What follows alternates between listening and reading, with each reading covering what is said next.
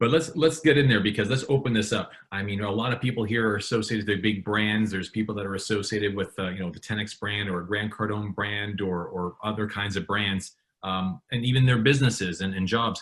How big of a deal do you find it was for you when you sold your company to be associated with super brands like Patrick Ewing, like Michael Jordan, like those that you've cited already? How big of a deal was it? Was it everything for you? Well, I think it was. I think it put me in a position to sell the company. Um, we were we were the best known, most successful agency in basketball ever. Maybe in sports, but certainly in basketball. I mean, to put it in perspective, and I say it's not to sound braggadocious, but I had 24 employees and 40 clients, and we sold the business for $200 million. I bought my biggest competitor, who was a very good friend, who had 240 clients, 6 times more than I did, and I paid 30 million for it because he didn't have the EBITDA. And so we ran the business very well. We didn't cut the fees for the players. We didn't cut corners. We ran it like a business. And so I think that the prestige of the superstars we represented put us on the map, but we managed the business very well, which gave us the numbers that appeal to the Goldman Sachses and the Bear Stearns. And speaking of numbers, for those who are tuning in, David Falk is someone that, I mean, you've got to understand, he's not just an agent. He was the one that rewrote, this is a true tale. He rewrote the NBA contract in such a way that it actually turned out to become the collective bargaining agreement that's actually been in service for now 25 years later. I mean, David, at the end of the day, there's so many really cool little things about you and your stats that if there was a scoreboard, it would say that's David Falk, that's David Falk, that's David Falk. Tell me today, given the kind of business you're at 70 years of age and what you're up to, what kind of work do you do now with the brands, with the players that you once represented today? What's life look like for David Falk and the celebrities you managed? Well, in 1986, the union passed a rule that prohibited agents from representing both players and coaches or players and owners. And so as a lot of my clients retired and got into coaching, Juwan, Tommy Amaker, Johnny Dawkins, Patrick Ewing, John Paxson, Danny, I can name tons of them, I wasn't able to represent them anymore legally. Now, a lot of the agents cheat on the rule, but I don't. And so I had to hire another agent for them, which is like putting your child up for adoption almost. It was very hard for me. And so I maintained very strong social relations with these guys. I can't represent Michael Jordan anymore because he owns a team. We're great friends. If he needs advice from me, he'll call and ask. I don't volunteer my advice. I don't tell him how I think he could run the team better. He's 57 years old. He's a very bright man. What he said on that tape, I want to say to you, people always want to know, what do you want to be known for? And I think most people who don't know me would say, you'd want to be known as someone who changed the salary structure in the NBA, invented Air Jordan, whatever, sold your business, made a lot of money. No, what Michael said is the highest compliment to me, that I taught him the business, because as the son of a teacher, I regard myself as a teacher. And I think that while one of my job responsibilities was to negotiate the player's contract, my principal job was to teach a young Juwan Howard at 20 years old the business of sports, so that when he finished playing, he could be a productive member of society. He didn't have to be a coach. He could be a general manager. He could be a salesman. He could be a business executive. And many of my clients made me very proud by what they've done after they hung up their sneakers. Well, and I hope you get this, David. I mean, this conversation has been about you and not Michael, not Jumpman, not anyone else, because with all due respect to them, I mean, you're the legend I'm talking about. It's your tutelage, it's your mentorship, it's your thought leadership that a lot of people are here watching, listening, and learning from. So I just want to make sure you get that. So you're I like to tell people I'm a legend in my own mind. I'm not an egotistical person, and I'm extremely grateful for the brands that enabled me to sell my company. Also gave me my own reputation. That the chance to work for Michael Jordan and Patrick their entire careers. In the business I'm in, there's no greater. If I was in the music business, I would have wanted to represent Beyonce or Frank Sinatra. In sports, if you're in basketball, having a chance to represent John Thompson, Coach K. I have 11 clients in the Hall of Fame. When I was very young, they made me. They made me who I am. And I felt a challenge to reciprocate the trust they put in me and show them that I was as good at what I did as they were at what they did. And that was a constant challenge to me, all the things that I did to sort of stretch the envelope in the NBA weren't out of ego, wasn't out of greed. It was out of a knowledge that that's what they're hiring me for. That I want to come back to something you said earlier. So when I was very young, there was a system in sports called slotting. So as you said, if you're a player and you're Juwan Howard and you drafted number 5, you would expect to make a little less money than the guy at number 4 and a little more money than the guy at number 6. And after a couple of years in the business, it occurred to me, wow, if all I'm doing is getting the average of what 2 other people that my client didn't hire did, what the hell do they need me for? They could do it by themselves. They just take the 2 deals, go to the owner and say, I want the average. So I wanted to figure out for myself what I thought the value of my client was to the team that picked them based on the unique circumstances. So, and maybe one that most, I mentioned Patrick was the first ever winner of the lottery. 3 years before Patrick, we represented James Worthy, who was Michael's teammate in North Carolina. He's the only player in the history of the NBA to be drafted number 1 by the team that had just won the championship, the Lakers. Never happened before. It's never happened since. Now, if you tell me that he is the same value to the Lakers as a guy going number 1 to a team that won 20 games, I'd say you don't understand economics. This is a once-in-a-lifetime opportunity for the Lakers, and that changes James Worthy's value. And I think to be successful in any business, you have to be able to differentiate your client from the quote, the comps, or they don't need you. And just a slipstream so I can get to some questions before we wrap up, because I can't believe how fast time's flying, and I promise you I'd get you out to the golf course. No, I'm good. No, I'm good. I have you for as much time as you can handle. Oh, you're a good man. I love you to death. But is know your clients. Do the research, right? Do the math, figure it out, lean in, roll your sleeves up, sharpen your pencil, pull out a calculator, and really understand your client. Know the market, know what you're doing, know what value you're adding, and stand for them. Because one of the things I'm picking up from David is that the way in which his clients trust him is because they know he values them. And it's evidenced and demonstrated by how he stands for them. And that's the history book says, speaks for itself. Wouldn't you agree, David? Yes, but I also think you have to be confident, because these players, these clients are stars of their own right, and they're going to test you. And I would say the unfortunate part of our business today is most of the agents are being managed by their clients instead of managing the players. And so, like you mentioned, Alonzo, I negotiated the first ever $100 million contract in professional sports for Zoe. And then I told him to turn it down. Now, Alonzo was a foster child growing up. His parents were drug addicts. And he said, David, are you on drugs? You want me to turn down $100 million? I'm making $4 million. And I said, Zoe, in my opinion, the market's going to change in the next year. And you're going to make way more money if you just wait 1 year. And he said, I can't. I said, well, I'm going to resign. I'm not going to put my name on you doing this deal. It's going to cost me $4 million in fees. And that's how strongly I feel about it. So he finally agreed. And he went from having a 13-year deal for $113 million to a 7-year deal for 105. So he would have played for free for 6 years. Now, you have to be very confident yourself to stand up to these guys who don't want to do what you tell them to do.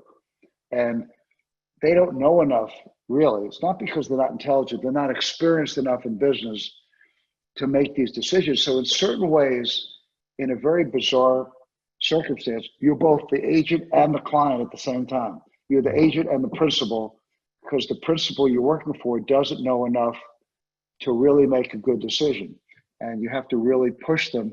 I had a client tell me last year, "You're a bully." I said, "I'm not a bully. I'm passionate. When I know you're making him," this guy wanted to take a deal for 4 years for 40 million. And I told him, you can't play on that deal because I'm going to break your leg. A year later, he signed a 4-year deal for 86 million. Now, I said, "You calling me a bully? Would you want to be passive, or it'll cost you $46 million?" And so I think that's your job. And it's not always fun. You know, it's not the glamour you read in the front page a lot of times. And some of the people you are arguing with are very, very smart people. John Thompson, who other my mother's my hero in life, he wanted Patrick to leave school as a junior. I wanted him to stay as a senior. It's a role reversal. Usually the agents are pulling the kids out of school early. And we got into an intense argument. And he's cursing me out like a truck driver. And it's very unnerving. John's 6'10". He's a very bright guy. And finally, at the height of the argument, he says to me, "David, you're telling me to keep him in school because you think that's what I wanted to do, but I don't. I want him to leave. It's way too much responsibility on me. What if he gets hurt? What if he doesn't have a good year and he loses a lot of money?" And I said, "John, it will never happen. A franchise center, it's like beachfront property. The value will never go down." And he went at me for like an hour. And at the end of the hour, I was so frustrated. I said, "John, do whatever the hell you want, but I'm going to tell you three things. One, the value will never go down for franchise center. Two, Patrick's not going to get amnesia, forget how to play at 21. And three, you could buy disability insurance to cover the contract." So if I step 10 feet away, I'll show you a plaque. A year later, the end of Patrick Sr. gets drafted by the Knicks. He gets the highest deal in the history of basketball. And the player the year before who went number one got $7 million for 5 years. Patrick's signing bonus was $5 million. So we signed the contract on September 20th, 1985, and literally signs the contract, and the Knicks come out and give him a check for $5 million.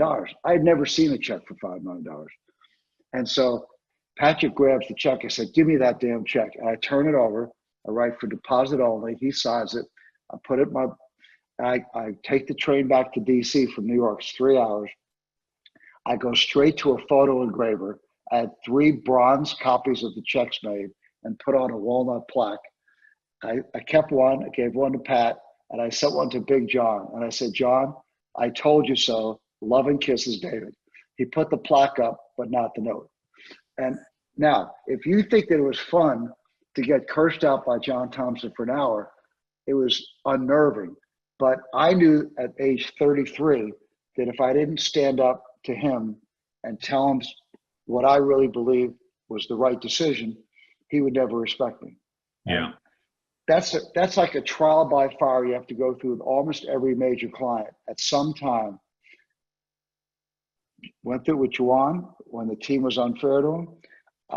This is because I got to tell the story to your listeners. So Juwan Howard was the 5th pick in the draft in 1994. Very well-known player. And his deal, we had represented the player on the same team the year before, went number 6. He went number 5. Should have taken 10 minutes to make the deal. We offered the team a 4-year deal for $24,150,000. Had it been slotted, that would have been within 99.9% of what the slot was. They offered him a 3-year deal for $3 million. And we had World War III, lasted all summer. And at the end of the deal, we signed to an 11-year deal for $42 million with the right to get out of the deal after 2 years. He became an all-star in year 2. We got out of the deal, and he became, now, in between the time that we had World War I and World War II, I called him into my office. I was so angry at the owner in Washington for not taking a vanilla deal and having this unnecessary war. I said to Juwan, "I'm going to tell you something. My wife taught me a valuable lesson. I've been married for 46 years. Ron used to say to me when I get frustrated, don't get mad, just get even." And I said to him, "I'm going to make you the first $100 million guy in sports to let Abe Pola know you should not treat a person of your character with such disrespect publicly." And Juwan started laughing. He said to me, "David, I love your passion, but you must be on crack. There's no one in the world that will ever pay me True $100 words. million. True And he words. said that. True And words. sure enough, 2 years later, signed the deal for 105. And and I was I was proud of him for believing in me, for staying with me. I didn't want to have to be at a war with Abe Pollard. I didn't ask for the war. I didn't declare the war, but I'm not going to back down because he's being short-sighted and unreasonable. And and so I think it's not so much your ego, it's your confidence, it's being a true believer. And I think in any business, you got people all over the world in their own business. You're in real estate. If you believe in the value of a piece of land or a building or a transaction, and someone is at a completely different place, you shouldn't make a deal with them. If it's not Yeah. something you really believe in and you're not starving, Yeah. I'm a very principled person and I'm a concept person. And if the concept doesn't make, the money comes from the concept. If you have a concept that makes sense, I think that the value of what you're talking about flows from it. 100%, 100%. Speaking of good people, and we both get it because you all sell services and products. I mean, at the end of the day, what David's saying is you got to be a stand. And speaking of being a stand for people, let's go to Noam, all the way in Israel, Tel Aviv. Good evening to you, my friend. You're live here with David Falk. Say hello and ask your question, brother. Shalom. Hey, good night. Good night, David. Shalom. First How of are all, I you? want to thank you on behalf of all the participants. I'm sure I'm speaking of all of them for your time and knowledge for being here with us. My I want pleasure. to ask, Richard's a good friend, and I'll be happy to do anything he asks me to do within reason. I want to ask you something. You're talking about negotiation all through the call. How do you know that you got to the final offer and have to close the deal and not and stop negotiating? It's a great question. And being Jewish and having been to Israel twice, Israelis are famous for being very aggressive negotiators. So when I was very young, maybe the first 10 years of my career, I thought that when you finish the negotiating process, one side wins and one side loses. And I finally learned, it took me 10 years to learn, that sometimes if you win too much in the short term, you're losing in the long term. So the same year Patrick came out, I had a client named Xavier McDaniel, who was the first player in college history to lead the United States in both scoring and rebounding in the same year. And we went into Seattle to do his deal. And I wanted to get him $800,000 a year, which was way more than the player of the year before him at number 4. And we went back and forth and back and forth. And in one exchange of offers, this was literally, Richard, this was the Wizard of Oz. So I'm dealing with the lawyer for the owner and the general manager of the team, who was a very good friend of mine named Lenny Wilkins, who was a great player, a great coach, and a general manager. Very, very good person. But they were feeding the numbers to some guy in the back room who was analyzing the numbers and coming up with suggestions. And in one exchange, he made a mistake. The guy in the back room, the Wizard of Oz, made a mistake. And the offer he made had some deferred money in it, had a cash value lower than the previous offer. So we're trying to compromise to get closer. And I never get mad when I negotiate, ever. I pride myself on controlling my demeanor. And I said to the lawyer, who's a friend from DC, I said, look, I'm done. If you guys want to go backwards, we're going to end the meeting. I'm going to fly back to DC, and you could call me in January and sign the guide. He said, like, what are you talking about? When they realized they'd made a mistake, at that point, we could have gotten whatever we wanted. We could have gotten 800. But Lenny Wilkins, who was the general manager, was also the coach. So my client's going to have to work for this guy for the next 4 years. And so we stopped at 762,500. We left a small amount on the table as a gesture of respect to Lenny. And I told my client, it's the best $37,000 you're ever going to invest, because you've got to live with this man and work with him for the next 4 years. Now, there's no magical guidelines of when to stop. It's a smart people, it's a judgment call. And I think you have to stop before you're going to embarrass somebody, you're going to cost them their job. But I think you also have to educate the person you're dealing with of what you think the market is, and why you think the market is that. And I think oftentimes in negotiations, people substitute their ego, pure raw ego, for economics, and they're just trying to win. So this morning, I advised a client of mine who's now in management. Okay, so I can't negotiate his deal, but I'm coaching him behind the scenes. And he said, David, you're right, but the owner wants to win. And I said, you tell that owner that you're accepting his numbers. If I would negotiate this deal, I'd ask for twice as much. He's already won. Now, does he want to rub your nose in it and drag you through the ground? Does he want to negotiate you out of the deal that he thinks he has? Just tell him, stop, enough. Stop grinding me on the side issues. You've won the most. And I think that takes intelligence, maturity, self-discipline. You have to really take your ego out of the game because it's not a contest. It's a process. Negotiation is a process. And the guy you negotiate with has to come away with enough things that justify the deal. If you strip them of everything, I think you fail. 100%. 100%. David, thank you so much. Noam, thanks for the question all the way in Israel. Shalom, my friend, to you and Ohad and the team out there. Hey, listen, I've got Vincent here from Edmonton, Alberta. He's coming in to say hello. You've got David Falk live, my friend. Go ahead. Thank you, Richie. It's an honor, Mr. Falk. You're a legend, and it's a complete honor to talk to you. Thank you so much. I'm a big Neil Young fan, so I've never been out to Alberta, but I'd like to get there. Oh, it's beautiful out here. Awesome. Quick question. Actually, my cousin's sister, who's on the call as well, she asked me this yesterday, and it made me think, how do you deal with the fear of leaving for the unknown? Now, you talked about you're in a big organization and you had to go on your own. How do you deal with that fear?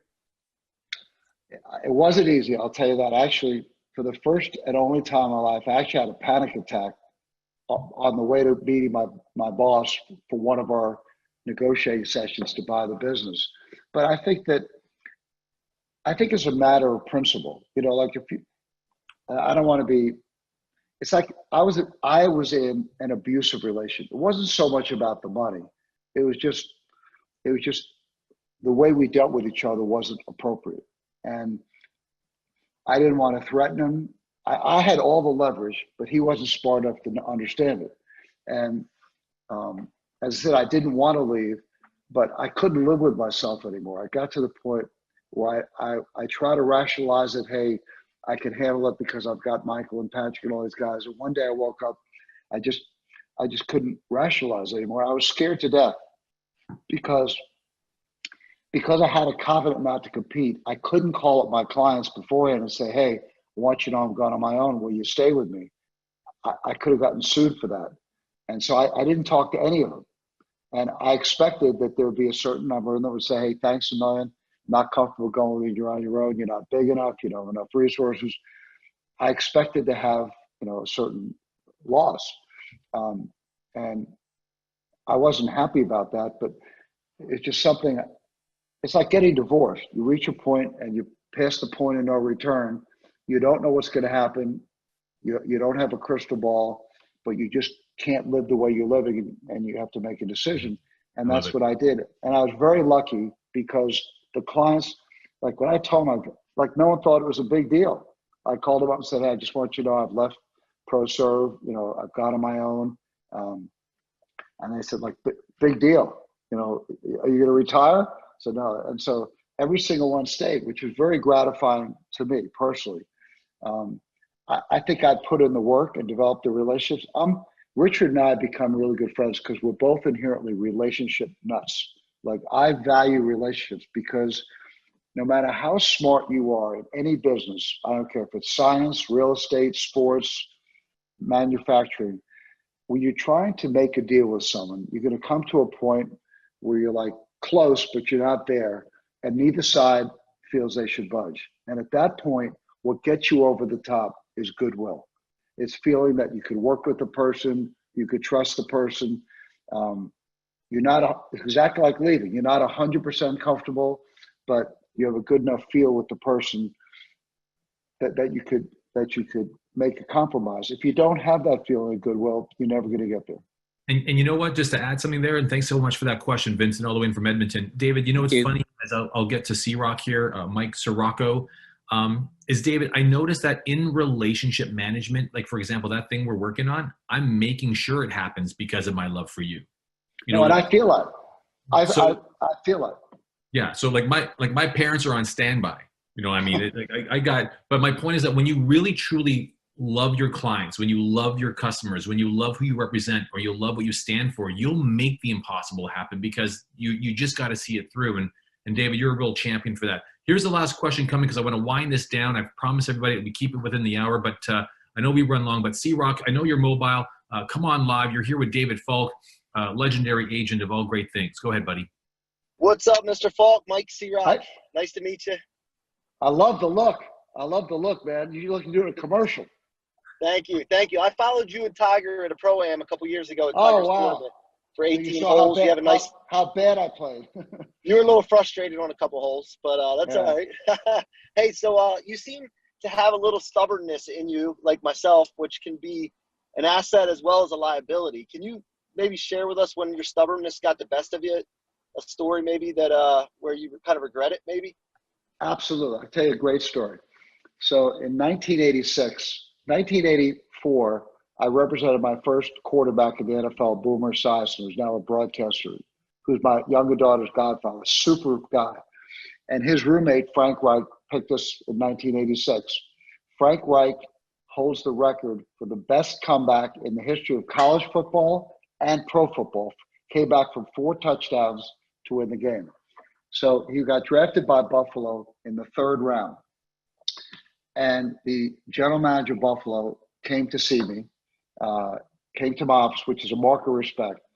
And I wanted to get Frank 3 years for a total of $1 million. His opening offer was $900,000. So right away, I knew we were going to make a deal. And his name was Bill Polian. He was a very, very well-respected executive. You know Bill? Well-respected executive in the NFL. And we talked back and forth, and I took him to lunch. We got up to $950 for 3 years, and he wouldn't go any further. So I didn't agree to the deal because I was really stubborn and hell-bent for leather to get $1 million. So over the next 7 weeks, he would call me and try to bridge the last $17,000 a year, which is peanuts. And being egotistical, immature, stubborn, headstrong, whatever adjective you want to use. So one day, Bill called me. And in football, those of you around the world, American football, before they draft the players, they spend hundreds of hours watching film of him in college. And if you're a quarterback, they break down how fast you go back in the pocket and the angle of your arm. So Polian calls me one day. Now he's really frustrated. He knows he's made a fair offer, and he thinks I'm being a complete butthead, which I was. And he said, David, can I ask you a question?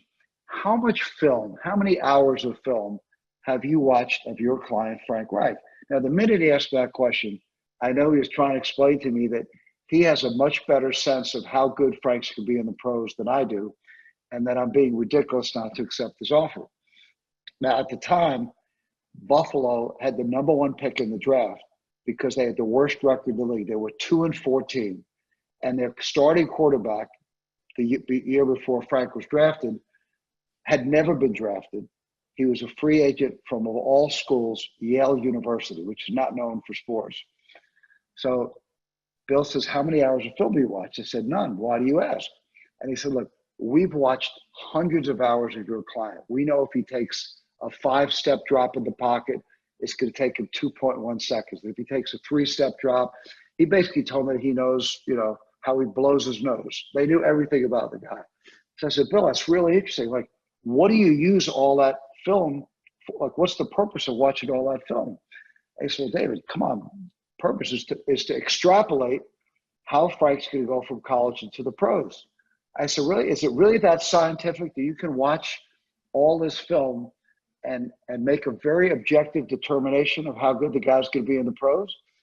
And he said, of course, Dave. We spend millions of dollars on watching these. And I really had him going on the film thing. He was like a reformed smoker. At the height of his passion of telling me, how valuable film is, I said, Bill, can I ask you just one question? And he said, sure. I said, if the shit is that scientific, how come that 30 teams passed over your starting quarterback in the draft for 17 rounds last year? He hung up the phone. He gave me the money. But in the 7 weeks it took me to get my client an extra $17,000, he had to pay me 4%. So I got him an extra, whatever it was, $50,000 for 3 years. I charged him 4% of that, 10 grand, so he made 40. After taxes, he probably made about 20. And for 20 grand, in the 7 weeks that my guy was in training camp, he lost any chance of competing for the starting job, and he became a career backup. And so I look back, I learned a lot from that. I learned, number one, when a guy like Polian is really trying to be fair, and he gives you a very credible opening offer, he comes right to the doorstep. That 50 grand is what I said to Noam. I should have said, Bill, thanks a million for coming. You got a deal, and go home. But I was 34 years old. I wasn't smart enough. I wasn't mature enough. I had to learn to take my ego out of the equation, and I screwed up. Hey, listen, David, speaking of screwing up, I mean, we have spent a lot of time together, and there's a number of people here saying, gosh, wish David can talk more about branding and business and negotiation. And I know that your legacy is all about teaching and paying it forward. Can we do this again some other time? Absolutely. That First of all, I've had a lot of fun, great questions. I like C-Rock. I love the look, buddy. I could brand you tomorrow. Oh boy, we got ourselves a proposal in the making here, C-Rock. But hey, listen, David, with all that we've talked about and all that we've covered, if you're cool with it, I mean, we want to be consistent with the time of course, broadcast. We're sitting in at about 70 minutes. I want to respect your time, Rhonda's time, the family's time, but everybody that's taken the time to be here. I got to say a couple things real quick before I let everyone go. It's very rare that someone can get mentored, and it's even rare when they can actually be the mentee. But I've got to say that in my 40s, I've never come to love, appreciate, and respect someone quite like you. I'm honored to be in your company. I'm honored that you've been able to grace us with your attendance. And I know that Pearl would be proud to know that you really embody her lesson, which was to never, ever settle for second best, to always shoot for the stars. And by gosh, you've worked with all of them. So you'd make her proud. You truly are a champion for her legacy, and you've brightened everyone's day knowing that you embody her spirit, both her intellectual capital and her love for all things David. So thank you for that. Well, let me respond if I may. So what I teach, this is not to you, this is to your audience. When I teach negotiation with my partner, Danielle Cantor, who's been with me for 20 years, who's the valedictorian of a class at Wharton B School, #1 business school in America. One of the things that she emphasizes the most before you say the first word in negotiation is preparation. And I've got to give you kudos for your preparation on me, not Michael Jordan, not Juwan Howard, but the personal stuff, because I am a product of my family. I think my mom shaped me, mentored me. I'm very proud to be her son. What I've done in education is to honor my mom as a teacher. I've endowed a college in my name in Syracuse. I've endowed a law school in my name here in Washington. And instead of battling, the deforestation of the rainforest in the Amazon or sickle cell anemia, I've put my resources in education as a way of honoring my mom. So I give you great credit for all the research you've done, the behind the scenes research to understand me for who I am, not for what the bio says. 100%. Well, that's what love does. We lean in, we listen. And for all the years I've known you, I've always been listening, sir. So it's been a real profound pleasure. And on behalf of everyone worldwide, I want to thank you on their behalves, because every corner of the earth has been here. And for the hundreds of thousands that will listen in, David, we are grateful, and we definitely will see you again real soon. I look forward to it, my friend. Thanks for having me on your show. Stay safe, brother. Good to see you. And for everybody, be well, be safe, but more importantly, be successful. We've been here live with David Falk. Absolutely. The man, the legend behind great deals. Shalom, everybody. Thanks so much. Shalom. Thank you, everybody.